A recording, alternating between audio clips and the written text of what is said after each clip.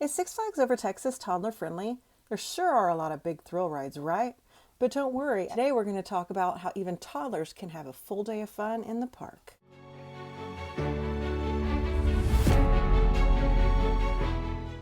With the recent news of losing the Conquistador, I've seen a lot of people online asking, what is there for littles to do? Well, I'm here to tell you that there is so much for toddlers or small kiddos at Six Flags Over Texas. Right next door to the Conquistador are the teacups.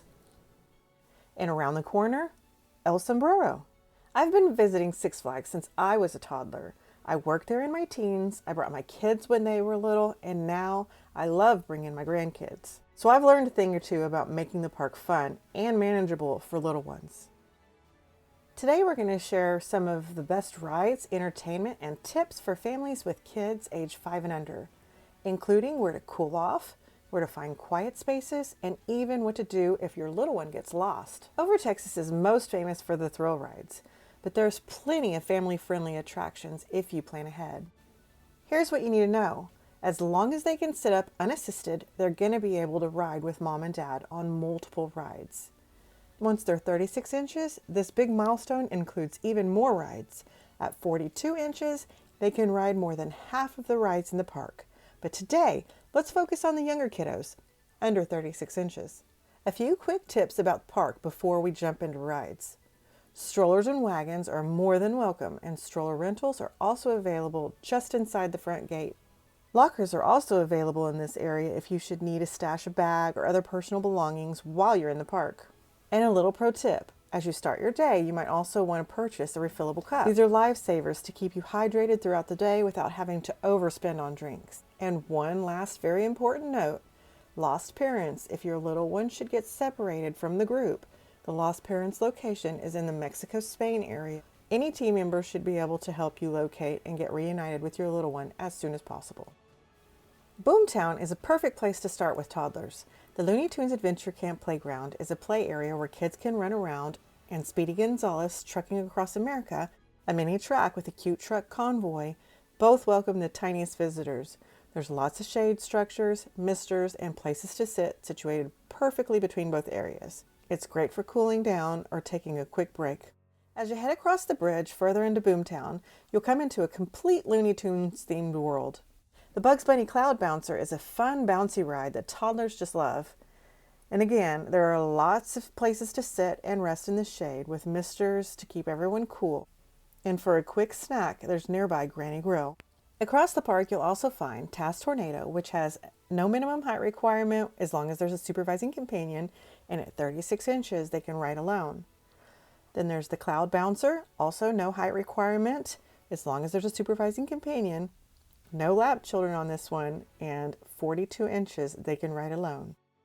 The Boomtown Depot Train, which is currently closed for the renovations that are happening in the Spain area, has no minimum height requirement with a supervising companion, no lap children, and 42 inches they can also ride alone. The Batwing has no height requirement with a supervising companion, no lap children, and 48 inches they can ride alone. A quick note, while you're in the Gotham area by Batwing, you'll also find an arcade, midway games, and a fun splash pad. And there's also the restaurant Johnny Rockets. It's a great place with air conditioner on a very hot day where you can grab a quick bite to eat. Back to the rides, the Cato Lake Barge has no minimum height requirement with a supervising companion, no lap children, and 42 inches they can also ride alone. At the Oil Derrick, there's no height requirement with a supervising companion, and 42 inches they can ride alone. Over at Pirates of Spelunker Cave, it has no height requirement as long as there's a supervising companion, and 42 inches they can also ride alone. At Casa Magnetica, a walkthrough attraction that's recently reopened, it has no height requirement with a supervising companion, and at 54 inches they can go alone. Then there's the Log Ride. Also has no height requirement with a supervising companion, no lap children, and at 46 inches they can ride alone. The Boot Scoot has no height requirement with a supervising companion, no lap children, and at 36 inches they can ride alone. Dino Off-Road Adventure has no minimum height requirement with a supervising companion, and at 48 inches they can drive. Another quick pro tip, in this area you'll also find a low sensory area, perfect to wind down if your little one needs less stimulation for a minute.